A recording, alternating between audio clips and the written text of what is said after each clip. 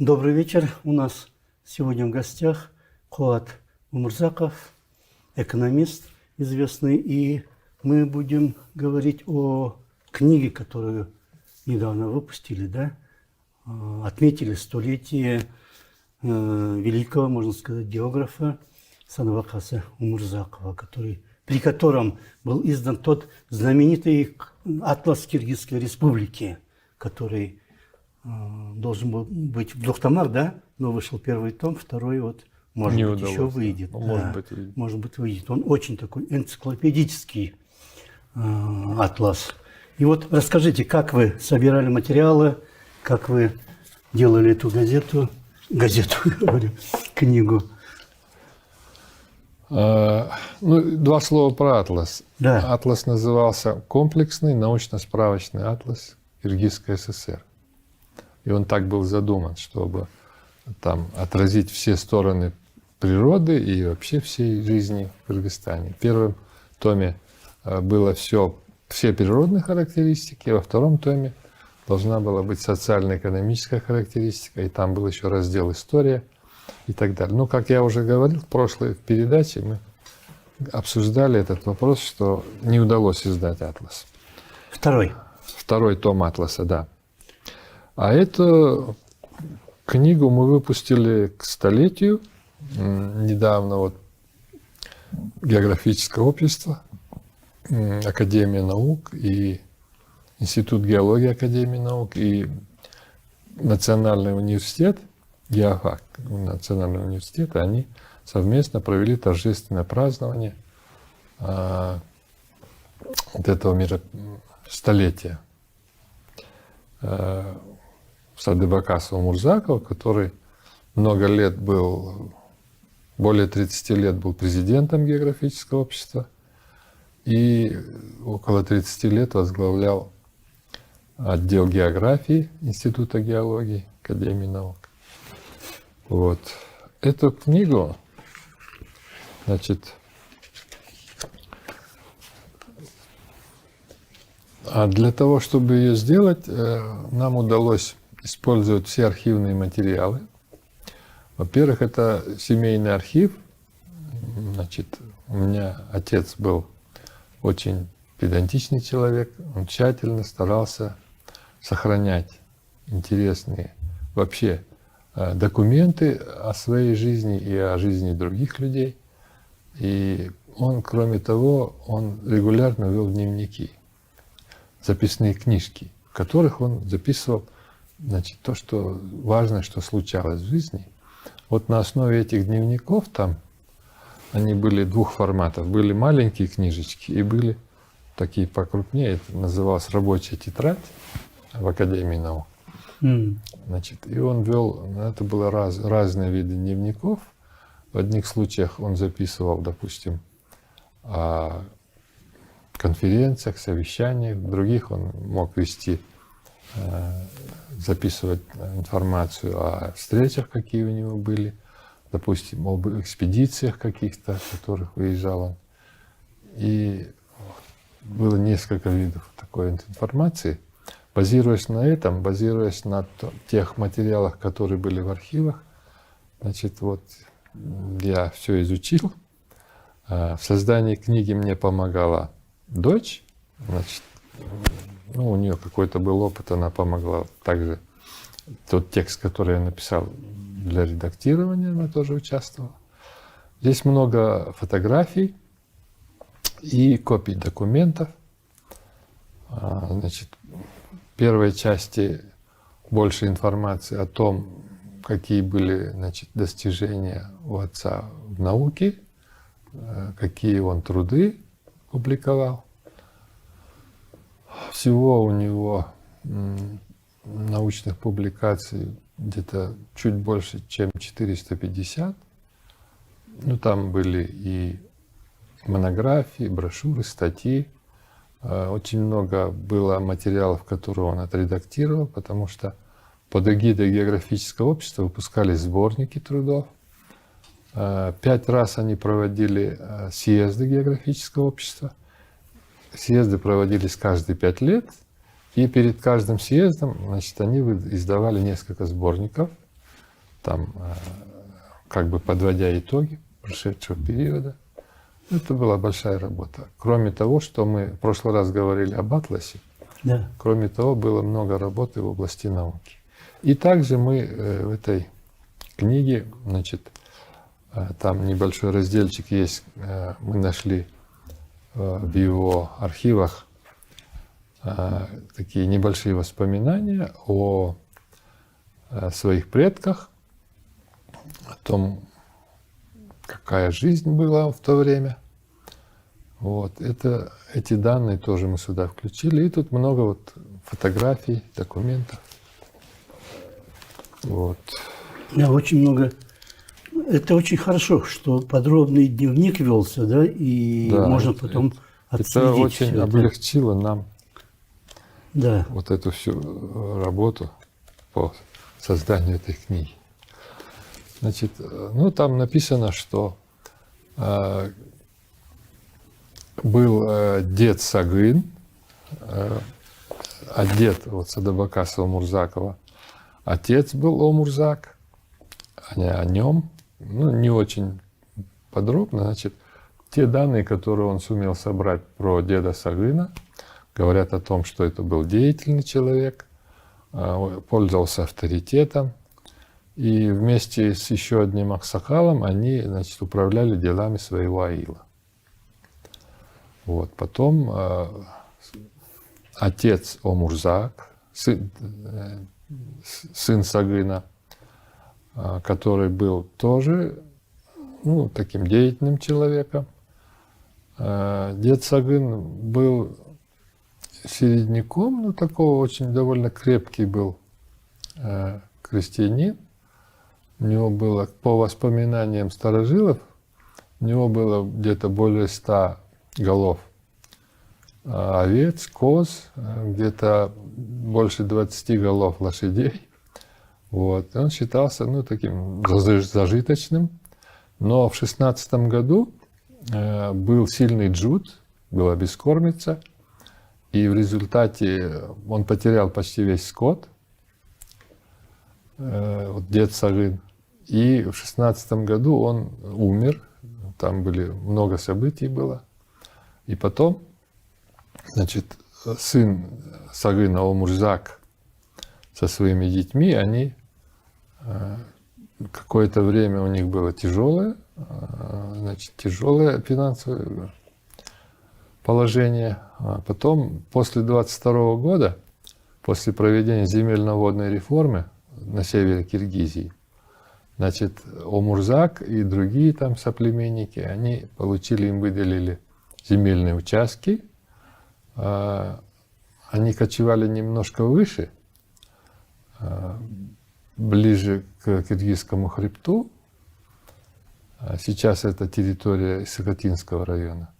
А земельные участки им выделили на территории, потом это был колхоз Алга, это район 5-го ГЭСа, туда ближе к побережью реки Чу.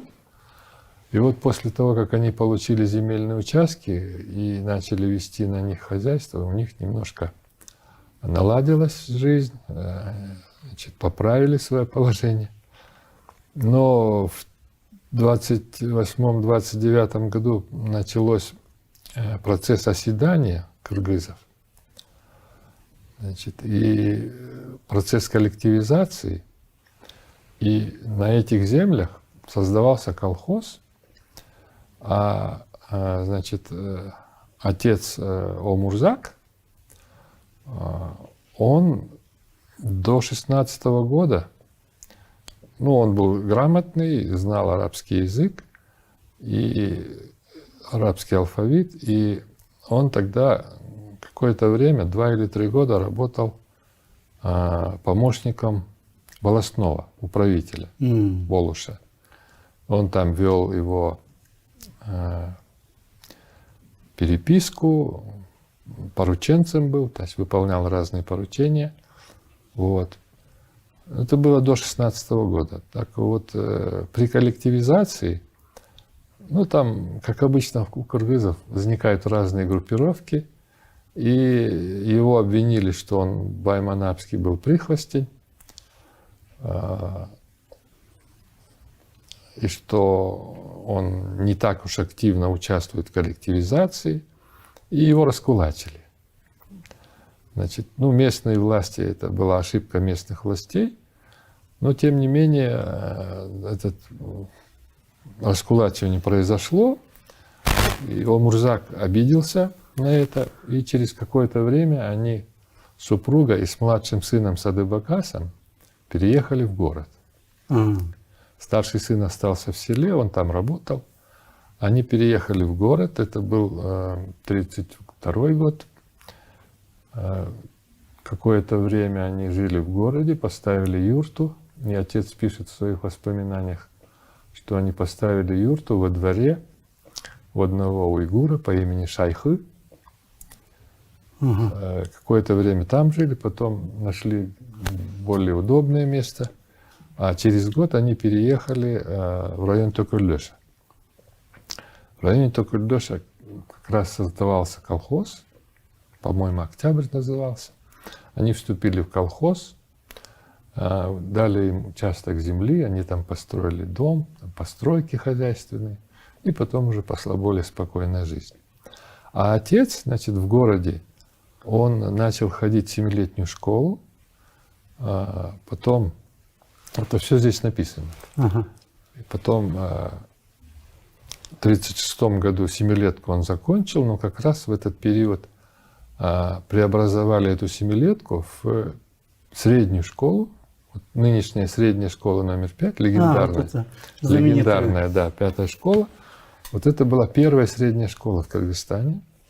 Отец в ней учился, он ее закончил с отличием, в общем, одним из лучших учеников.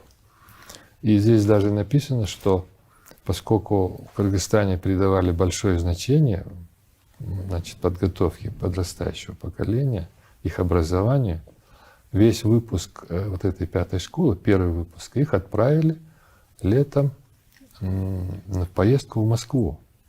И они 2 недели... Наградили поездкой, да? Да, да. И там 2 недели их водили по всем театрам, музеям, показывали всю Москву. Вот так дело было в свое время. Хороший стимул. Да, ну, значит, тогда власть имущие тогда беспокоились об этом. Ну, это действительно было важно. У нас же не было кадров. Вот. И в 1939 году отец закончил. Ну, тут вы видели, есть копия аттестата, который он получил. Вот это аттестат. От руки, да? Написано от руки. Ну, такая была остановка. И тут вот видно, что это был латинский алфавит. Потом он поступил в 1939 году как раз в педагогическом институте, единственном педагогическом институте в Кыргызстане. Тогда был создан факультет географии, и отец поступил в факультет географии по специальности географии, физическая география. И здесь мы приводим, значит, факт, который отец упоминает в своих воспоминаниях. Он пишет, почему он пошел на географию. Потому что там приводится случай, который произошел у него там в 7 или 8 классе. В общем, на уроке географии учитель попросил, чтобы он вышел к доске и на карте показал полуостров Камчатку. И он пишет, что, в общем, я опозорился, не смог на карте найти полуостров Камчатку. Это был сильный как бы удар по самолюбию. И он тогда решил, что он по географии будет лучше всех знать. И он начал изучать географию, настолько полюбил ее, что потом, после окончания школы, пошел именно на геофак. Интересно. Поэтому мы получили такого великого географа. Интересно. Да. Вот. Ну, там про школу, про институт учебы рассказывает. В общем, это были годы войны, и их эвакуировали. Не эвакуировали, а перевели. В 1941 году, после начала войны, в Кыргызстан очень много было эвакуировано организаций из центральных районов. Разные организации и открывали госпиталь. И для того, чтобы освободить какие-то помещения, тогда педагогический институт перевели в Пржевальск. А, И он потом, с 1941 года, они учились в Пржевальске и там же закончили. Потому что он закончил в 1942 году, а получил диплом с отличием. Там написано, что было 8. Выпуск составил 8 человек. Он был единственный киргиз. Там были 6 русских, 1 татарка, и он киргиз. И после окончания его оставили там же на кафедре преподавателем. И одновременно он поступил в аспирантуру. И он, в общем, он был первым кыргызом с высшим образованием, который преподавал географию в этом пединституте. интересно.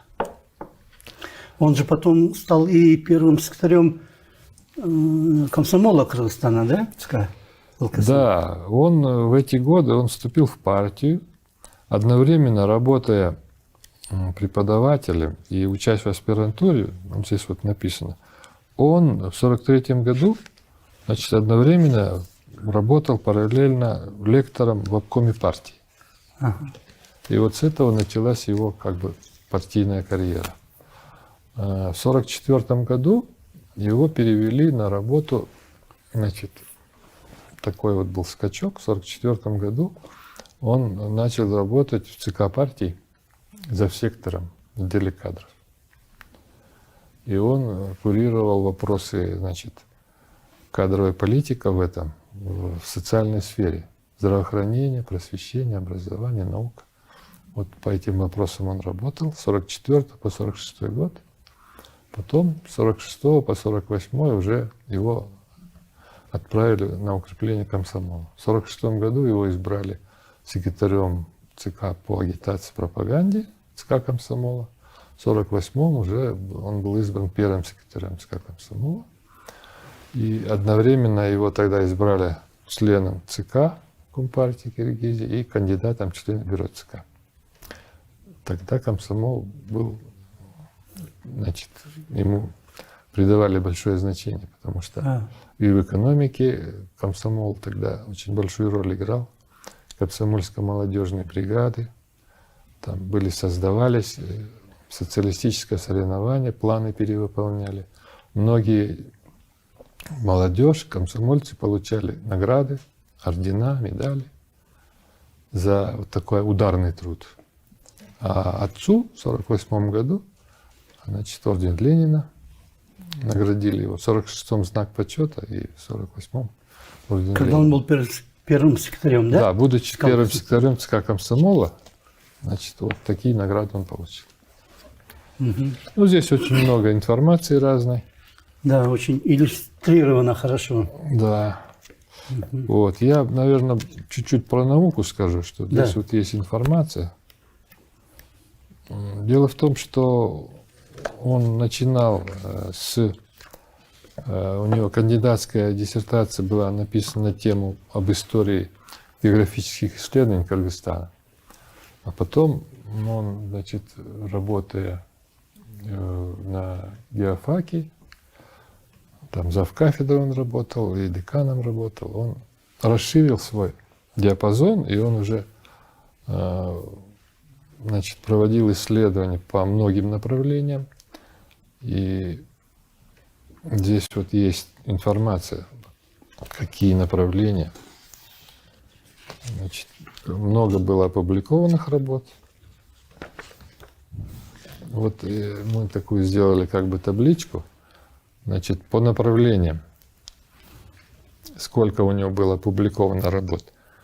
По истории географических исследований и развитию географических наук, значит, 132 работы, больше всего. Потом идет по природно-географическое страноведение, 92 работы. И дальше уже вопросы топонимики, по топонимике 68 работ, по исторической географии 59, и после этого идет картографирование.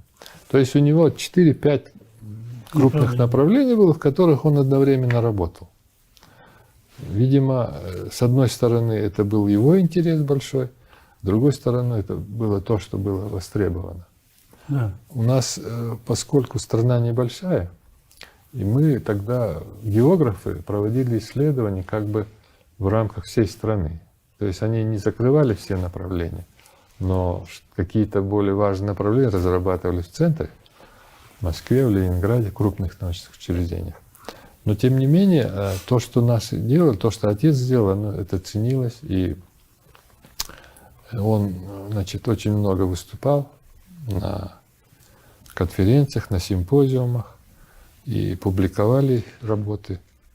В общем, много было сделано. Я сейчас уже про «Атлас» не говорю, потому что мы об этом говорили. «Атлас», ну это очень уникальная и очень уникальная вещь, и очень такое энциклопедическое издание, да? Там... Да, но я в данном случае хотел сказать, что ну, с одной стороны, отец много лет работал в науке, и параллельно он работал по многим направлениям. Вот мы тоже говорили про географическое общество.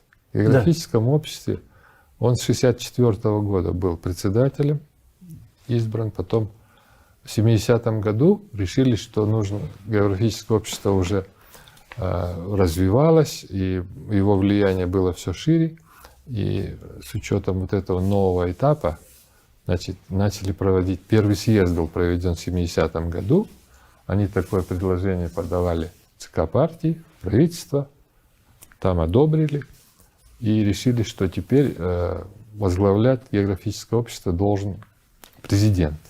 Ага. Это было в 70-м году, такое решение, и можно сказать, что это был первый президент, потому что в Кыргызстане ни как главы республики и ни в каких научных обществах нигде не было такого. А Академия наук? Был президент Академии, единственный. Да, единственный, да. Но опять-таки это так шло, значит, с союзного уровня. И поскольку географическое общество СССР возглавлял президент, значит, такое решение географы предложили, его рассмотрели органы соответствующие, отдел науки ЦК и правительство, и решили, что да, нужно избрать президента. Но поскольку общество выходило на новый, более высокий этап, уровень, там была дискуссия. Было предложение президентом географического общества избрать какого-то видного руководителя. Может быть, какого-то министра, может быть, президента академии, чтобы показать важность этого. Дело в том, что географическое общество, оно называлось географическое, но исторически оно охватывало много отраслей наук, которые, значит, относились к природе. И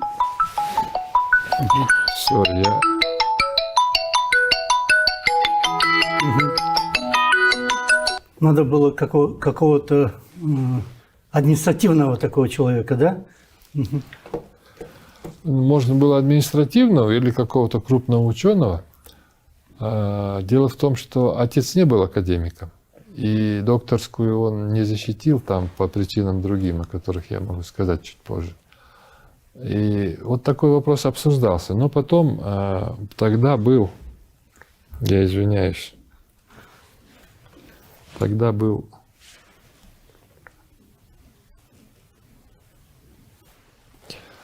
зав. Отделом науки Молдобаев Карпек. И он тогда предложил, что он сказал, что надо президентом общества избирать человека, который будет реально работать в обществе, который всю работу будет вести. Тогда это для него будет стимул, и тогда будет больше толка. И вот его такое мнение перевесило, и решили, что ну, был председателем Умурзаков, пусть он остается президентом. На уровне ЦК такое вот решение было принято. Интересно. Ну, президентом он был много лет. Но вот эта работа, общественная фактически, да, никакой финансовой зарплаты он не получал. Это была его, с одной стороны, он был очень отдан душой этому делу. И главная цель была такая, что нужно объединить географов, и нужно развивать географию, в том направлении, как это нужно республике. И это его очень интересовало, и он много силы вкладывал в это. Но получилось, что нагрузка большая.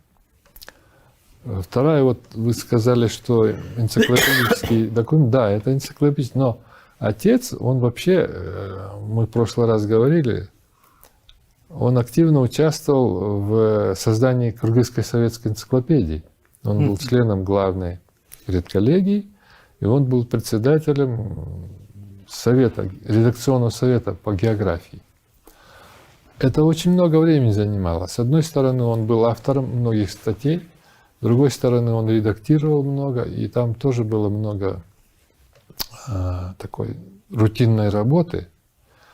Кроме советской энциклопедии, за которую он получил госпремию в составе коллектива авторов, потом было продолжение. Были энциклопедии областные, там Да. город Фрунзе, Иссык-Куль-Нары, Орская область. Потом в 1995 году была издана энциклопедия Манас. И он на эту энциклопедию Манас он тоже уделил очень много внимания и очень сил отдал. Много. Но там такие были интересные пионерные статьи, он писал, как там была «Монастын география сы» и «Монастын топонимия сы». Две такие статьи, которые раньше никто не думал, что нужно делать.